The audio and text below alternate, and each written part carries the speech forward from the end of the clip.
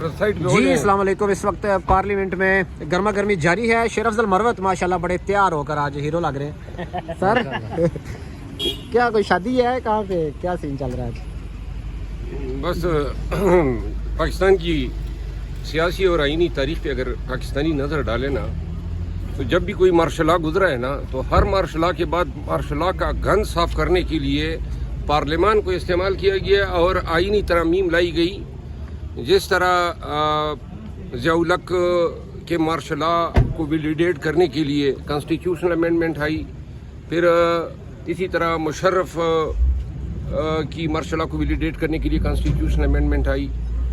اسی طرح یہ پی ڈی ایم کی حکومت کے جو 2 سال کرتوت تھے اور انہوں نے جو مینڈیٹ چوری کیا, اب اس مینڈیٹ چوری کے اس راز کو مخفی رکھنے کے لیے تاکہ ٹریبیونل اور عدالتیں جو ہیں وہ انیفیکٹو رہیں, یہ کانسٹیٹیوشنل امینڈمنٹ آئی ہیں.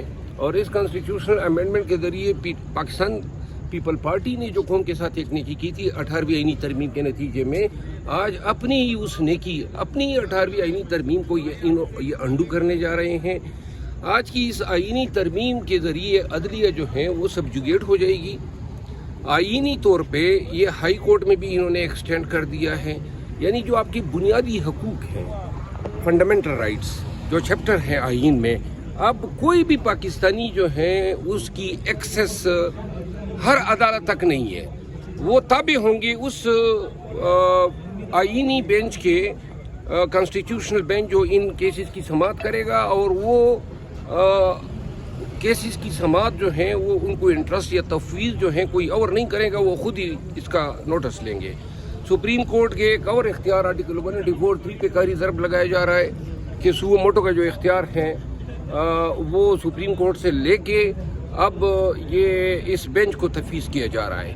مختصراً آج کی اس آئینی ترمیم کا مقصد یہ جو مینڈیٹ کی چوری ہے, اس کو اب عدالتوں کے ذریعے یا ٹریبیونل کے ذریعے پاکستان تحریک انصاف کی جو کوششیں ہوگی یا جو جن کو ہرایا گیا ہے, ان تمام کوششوں پہ جو ہیں پانی پھیرنے کے مطابق فیصلے اب سڑکوں پہ ہوں گے. 10 سے زیادہ لوگ جو ہیں آج گورنمنٹ کو ووٹ دے رہے ہیں, اس وجہ سے کیا کیا؟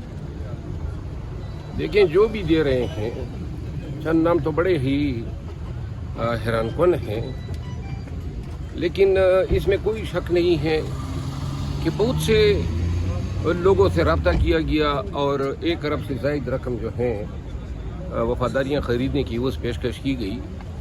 تو لہٰذا کہیں پر پیسہ کام آیا ہے, کہیں پر بلیک میلنگ کام آئی ہے, کہیں پہ داندلی, اور یہ دنیا جو ہے پاکستان پہ ہنسی. یا انہی ترامیم کے لیے پارلیمنٹیرینز کو اغوا کیا گیا یا رشوت دی گئی. اس ترمیم کے مستقبل میں آپ کوئی برے اثرات یا نقصان آپ کو نظر آ رہا ہے؟ ایک دن ایسا آئے گا, یاد رکھیں کہ یہی آئینی ترمیم جو ہے یہی اسمبلی کہے گی کہ جی وقت میں ہم نے غلط فیصلہ کیا تھا, اور عدلیہ کی آزادی اور بنیادی حقوق کی بحالی کے لیے ایک وقت ایسا بھی آئے گا کہ یہی کانسٹیٹیوشنل امینڈمنٹ یہی اسمبلی انڈو بھی کرے گی. پی ٹی آئی کیا سڑکوں پہ جا رہی ہے؟ آپ نے کل کہا کہ جان دے دیں گے, اس حوالے سے آپ کا بیان چل رہا ہے. میں نے بیان دیا ہے, میں نے کہا ہے کہ احتجاج, اب احتجاج وہ کہتے ہیں, میں نے کہا تھا کہ احتجاج کی ذمہ داریاں, اب اس کے بعد میں نہیں کہوں گا کہ احتجاج کی ذمہ داریاں مجھے تفویض کی جانی چاہیے, کیونکہ میں کہہ کے تک گیا ہوں. پتہ نہیں ہے کیوں ایسا نہیں کیا جا رہا ہے, کیونکہ احتجاج ہی ہمارا واحد حل ہے. اور 11 اپریل سے لے کر آج تک پریکٹیکلی میں سائیڈ لائن ہو چکا ہوں, اور مجھے علم ہے, میں خود میری عادت ہی نہیں ہے کہ جہاں پہ کوئی غرض نہ رکھے اور میں خود ہی کہوں کہ جی میں لیڈر بننے آ گیا ہوں کوئی, تو لہٰذا میرا صاحب آپ نے احتجاج کی بات بھی کیا, کو لگتا ہے کہ وزیر اعلیٰ گیٹ بھی دونوں طرف سے کھیل رہے ہیں؟ دیکھیں وزیر اعلیٰ ہے, وہ وزیر اعلیٰ کی ذمہ داریاں ہوتی ہیں بحیثیت chief executive of the province. Pakistan Tehreek Insaf کا صوبائی صدر بھی ہے, صوبے کے نظام کو بھی چلانا ہے, مرکز کے ساتھ چونکہ ایک ریاست کی ایک اکائی کے طور پہ لازمان انٹریکشن ہوتا ہے, اور پاکستان تحریک انصاف کو کمزور کرنے کے لیے ہمیشہ یہ بہتان پی ٹی آئی مخالف قوتوں نے گڑے ہیں کہ پی ٹی آئی کے جو وفادار ہیں ان کو مشکوک کرنے کے لیے ان پہ الزامات جو ہیں وہ تراش لیتے ہیں. تو لہٰذا علی امین خان جو ہیں وہ جو کر رہے ہیں خان کے لیے، جو انہوں نے کیا اپنی بساط سے بڑھ کے کیا، میں خراج تحسین پیش کرتا ہوں. اور میرا خیال ہے کہ اگر عمران خان کے دو مخلص ترین دوست ہیں تو ایک برسٹر گور ہیں اور ایک علی امین ہے. لیکن سر کارکنان تو برسٹر گوہر کو بڑا کہہ رہے ہیں کہ جی اس نے دھوکہ دیا. کارکنان کی عقل جو ہے نا وہ تب ٹکانے لگے گی جب یہ سارا جو یہاں تک بھی جو ہم پہنچے ہیں نا، اب ہماری اپنی غلط پالیسیوں کا نتیجہ ہے. یہ 9 ماہ ہم نے ضائع کیے. اگر پاکستان کو نکالتے، یہاں عوامی دباؤ ہوتا، نوبت یہاں پہ کبھی بھی یہاں تک نوبت نہ پہنچتی. کارکنان سر پچھلے دنوں احتجاج جمعے کے دن اعلان تھا، لیکن کارکنان نہ اسلام آباد میں آئے نہ پنڈی میں، ایک بھی شخص نہیں آیا. کوئی دیکھیں احتجاج کو مانیٹر کرنے کے لیے کوئی کمیٹی نہیں، اعلان ہو جاتا ہے باقی چھوڑ دیتے ہیں اللہ کے سہارے کہ لوگ خود نکلیں گے. اس طرح احتجاج نہیں ہوتے. Thank you. احتجاج کرنے کے لیے ٹنڈ صاف کرنی ہوتی ہے. شکریہ، تھینک یو. بہت شکریہ جی. آپ دیکھ رہے تھے شیر افضل مروت گفتگو کر رہے تھے. میں چاہ رہا تھا کہ جہانگیر خان بھی آ جاتے، چلو تھوڑی لمبی ہو جاتی گفتگو تو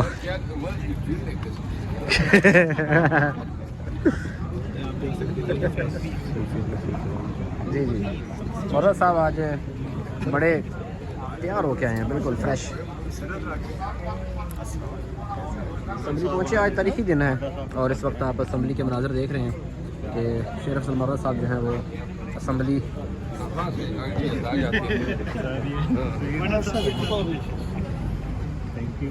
اور آپ ٹھیک ہے؟ اپنی کافی دے دیں، ہمیں بھی ہو سکتا ہے ہمارا بھی ذہن تھوڑا کھل جائے. میری جان آپ مجھے بہت اچھے لگتے ہیں بھائی کی طرح. سر تو آپ آئے، میں آج آپ کو کھانا کھلاتا سر ہوں. سر میں زپ بند کرو.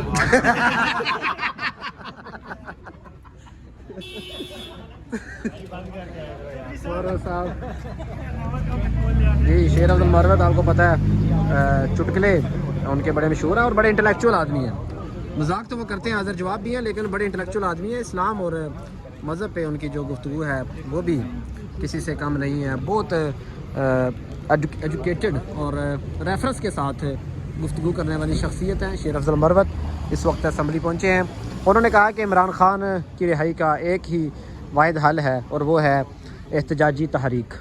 انہوں نے کہا کہ ہمیں احتجاج کرنا چاہیے اور انہوں نے یہ بھی کہا کہ عمران خان کو اگر رہا کروانا ہے تو اس کے لیے میں جان بھی دے دوں گا، لیکن عمران خان کو رہا کراؤں گا. بڑے دنوں بعد آج ماریہ جدون صاحبہ بھی پارلیمنٹ میں نظر آئی ہے. کیا حال ہے ماریہ؟ ساتھ حسن ایوب صاحب بھی. جناب تو پارلیمنٹ کے باہر اس وقت ہم موجود ہیں، مناظر آپ کو دکھا رہے ہیں، ساتھ ساتھ آپ کو اپڈیٹ کرتے رہیں گے. اب تک کے لیے دی اجازت، اللہ حافظ.